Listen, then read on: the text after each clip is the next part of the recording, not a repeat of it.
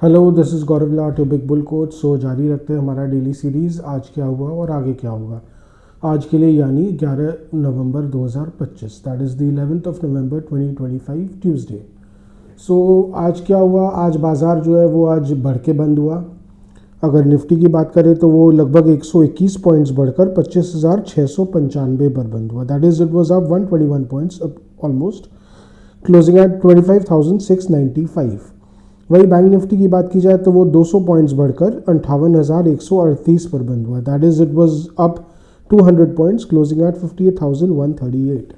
सो basically आज सुबह बाज़ार खुला तो नरमी के साथ ही था, वो एक्सपेक्टेड ही था। हालांकि गिफ्ट निफ्टी थोड़ा तो डावाडोल था, पर कहीं ना कहीं मार्केट में एक नेगेटिव सेंटिमेंट था ही कल के बॉम्ब ब्लास्ट के कारण। कल का जो टेरर अटैक हुआ दिल्ली में, उसके कारण मार्केट में नेगेटिव सेंटिमेंट तो था ही। और एक और कारण ये था कि बजाज फाइनेंस के रिजल्ट्स डिक्लेयर किए गए हैं, तो प्रॉब्लम ये है कि उसमें उन्होंने अपने गाइडेंस को कट कर दिया है, तो ये बहुत बड़ा बेरिश इम्पैक्ट था इस स्टॉक में। सो उसका भी इम्पैक्ट देखा गया है। दोनों Bajaj finance and Bajaj Finserv दोनों ही एकदम नीचे गिर के खुले। बजाज फाइनेंस का जो स्टॉक है 5% से ज़्यादा नीचे खुला और इनफैक्ट 7% गिर के बंद हुआ है। सो कहीं ना कहीं इनके कारण भी निफ्टी में प्रेशर था ही। सो निफ्टी वेंट साउथवर्ड्स, पर कहीं ना कहीं 450 पे जाके एग्जॉस्ट हुआ, जो एक जिसको बोलते हैं सेलिंग एग्जॉस्शन कहीं ना कहीं आई बाज़ार में। और वहाँ से फिर धीरे धीरे बाउंस बैक आना शुरू हुआ। इनिशियल बाउंस बैक में एक बार रेजिस्टेंस तो नो डाउट आया, 25,520 के आसपास आप देख सकते हैं कहीं ना कहीं रेजिस्टेंस थोड़ा सा आया, पर देन निफ्टी रिकवर करते ही चला गया। बैंक निफ्टी में बहुत अच्छी कमबैक आई नीचे से, तो कहीं ना कहीं Nifty also went in sync. HDFC bank में बाइंग आई, ICICI बैंक में भी थोड़ा खरीदारी देखा गया, तो कहीं ना कहीं उसके कारण मार्केट को सपोर्ट तो मिल ही रहा था। और उसके अलावा ऑटो स्टॉक्स में अच्छा बाइंग देखा गया। IT शेयर्स में भी कल के जैसे आज भी थोड़ी बहुत लेवाली देखी गई, इन्फोसिस, HCL टेक, ये सब में। और उसके अलावा LNT में बाइंग देखा गया। सो ऑल इन ऑल इसके कारण धीरे धीरे जो कहीं ना कहीं बजाज फिनसर्व और फाइनेंस से जो प्रेशर था वो मार्केट में काफ़ी हद तक सबसाइड हो गया। और निफ्टी जो है सरप्राइजिंग एकदम 25,700 तक जाके बंद हुआ। इसमें कहीं ना कहीं देखा जाए तो शॉर्ट सेलिंग का भी बहुत हाथ था। सो शॉर्ट्स लगता है आज काफ़ी थे बाज़ार में, काफ़ी बाज़ार को शॉर्ट भी किया गया होगा सुबह के टाइम में to take advantage of the down side. पर जैसे जैसे शॉर्ट कवरिंग शुरू हुआ, मार्केट कम बैक होना शुरू हुआ, तो दे वर लेफ्ट कॉर्नर्ड, जिसको बोलते हैं ना, शॉर्ट्स वर लेफ्ट कॉर्नर्ड। तो धीरे धीरे क्या करे, ऊपर ऊपर वो लेते ही चले गए। जो नीचे खा पका के निकल गए वो निकल गए, जो स्टक रह गए वो ऊपर ऊपर कवर करते चले गए।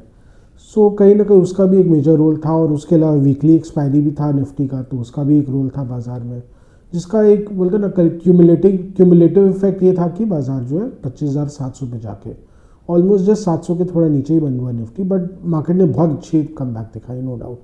तो एकदम से जिसको बोलते हैं ना मोमेंटम शिफ्ट हुए बाज़ार में, एकदम बेरिश से बुलिश हो गया मार्केट। तो ये अभी लग रहा है 25,800 तक भी लेके जाना चाहिए। टेक्निकली निफ्टी में जो एक मोमेंटम शिफ्ट हुआ है, ये इसको 25,800 के लेवल्स तक तो लेके जाएगा। वहाँ पे रेजिस्टेंस हालांकि आ सकता है, सो लेट्स सी वहाँ पे क्या करेगा। पर एक इमीडिएट टर्म्स में तो यही लग रहा है 25,800 के लेवल्स तक तो निफ्टी जा सकता है। सो कहीं ना कहीं आज इंस्टीट्यूशनल प्ले तो ये था कि आज DIS का बाइंग सपोर्ट था, मोस्ट लाइकली नीचे के लेवल्स में उनकी बाइंग आई होगी। और फिर जैसे उन्होंने फिर खुला छोड़ दिया, FIS से भी कोई सेलिंग आया नहीं, कोई मेजर।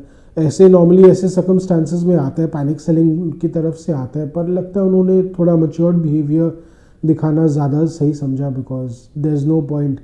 बेच तो देंगे, उनको भी मालूम ही रहता है हम बेच तो देंगे, DIS सब एब्जॉर्ब कर लेंगे जैसे तैसे, फिर मार्केट जो है वो अपनी चाल में चलते रहेगा। तो समवेयर ऑन द लाइन इनको भी मालूम है कि इनका जो डोमिनेंस था मार्केट में वो तो इरोड होते जा रहा है, इनफैक्ट काफ़ी हद तक ख़त्म ही हो चुका है। तो जो कर ले मार्केट तो अपनी चाल चलती रहेगा। सो यही है ओवरऑल लेखा जोखा बाज़ार का। तो बाज़ार अभी ऐसे ही रहेगा, अभी थोड़ा बुलिश बेरिश टाइप का रहेगा। कुछ जैसे स्टॉक्स में उथल पुथल चल रहा है, जैसे ट्रांसफॉर्मर्स एंड रेक्टिफायर्स, ये इस स्टॉक में बहुत मेजर करेक्शन देखा जा रहा है। इसका कहीं ना कहीं कारण ये है कि जो उन्होंने एक प्रोजेक्ट किया नाइजीरिया में, जो कि बुरी तरह बैकफायर कर चुका है, जो एक वर्ल्ड बैंक का प्रोजेक्ट था। तो मैनेजमेंट के हिसाब से वो नाइजीरियन पॉलिटिक्स में के में कॉट हो गए हैं। सो कहीं ना कहीं जो आपस में के रसाकशी चल रही है नाइजीरियन सरकार में, वर्ल्ड बैंक में, तो कहीं ना कहीं they have become a victim of that politics. But कहीं ना कहीं आज प्रोजेक्ट कंपनीज के साथ ये एक बहुत बड़ा जिसको बोलते हैं ना खतरा रहता ही रहता है। आज से बहुत साल पहले, मोर देन अ डेकेड अगो, एक पुंज लॉयड करके कंपनी थी जो अगेन एक प्रोजेक्ट के चक्कर में फंस गई थी, ओएनजीसी के साथ एक प्रोजेक्ट डिस्प्यूट में फंस गई थी, जिसके कारण कंपनी बहुत ज़्यादा लीगल ट्रबल्स में आ गई और उसके बाद कंपनी ऑलमोस्ट फिर धीरे धीरे बैंकरप्ट ही हो गया वो कंपनी। सो कहीं ना कहीं प्रोजेक्ट रिलेटेड कंपनीज में एक बहुत बड़ा ये खतरा रहता ही है। तो इन स्टॉक्स में निवेश करने वालों को हमेशा सतर्क रहना चाहिए कि कोई भी अगर प्रोजेक्ट लीगल ट्रबल कहीं कोई मेजर हो, तो अगर वो कंपनी के लॉन्ग टर्म अगर फंडामेंटल्स को बुरी तरह इम्पैक्ट कर सकता है, तो बेटर है कि ज़्यादा आस ना रखें। और ऐसे केस में एटलीस्ट एवरेजिंग ये सब चीज़ों में नहीं करना चाहिए। They should avoid, because you don't know अगर फंडामेंटल शिफ्ट आ चुका है तो फिर वापस भाव कभी आएगा नहीं।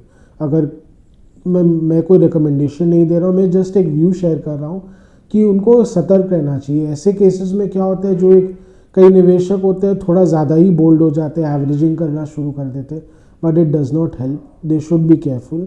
अगर ये ऐसा एक फंडामेंटल शॉक है जो कंपनी आराम से हैंडल कर सकती है धीरे धीरे, तो फिर कोई इशू नहीं है। पर अगर कोई मेजर फंडामेंटल शॉक है जो कंपनी के आगे चल के फंडामेंटल्स को भी इफ़ेक्ट कर सकता है, इनकम को भी इफ़ेक्ट कर सकता है, तब कंपनी के लिए फिर रिकवर करने में बहुत साल लग जाते हैं।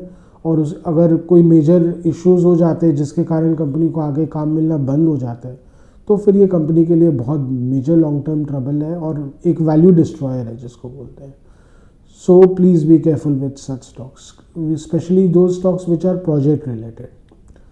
सो आज का डेली व्लॉग यहीं तक रखते हैं। आशा करें कि आपको हमारी डेली व्लॉग्स अच्छी लग रही हो। Do like, share and subscribe to our channel. Do hit the bell icon for regular update on our videos. And उसके अलावा अगर आपको कोई कमेंट्स देने हो, फीडबैक्स देने हो, तो please write in a comment section. Your comments and feedbacks are really important for us. They are helpful for us for generating better content, newer content. And उसके अलावा अगर आपको कोई स्टॉक स्पेसिफिक क्वेरीज हो या कुछ जानना हो फाइनेंशियल मार्केट्स के बारे में, तो please again write in a comment section. We will get back to help you and guide you in any way possible as much as possible. Thank you.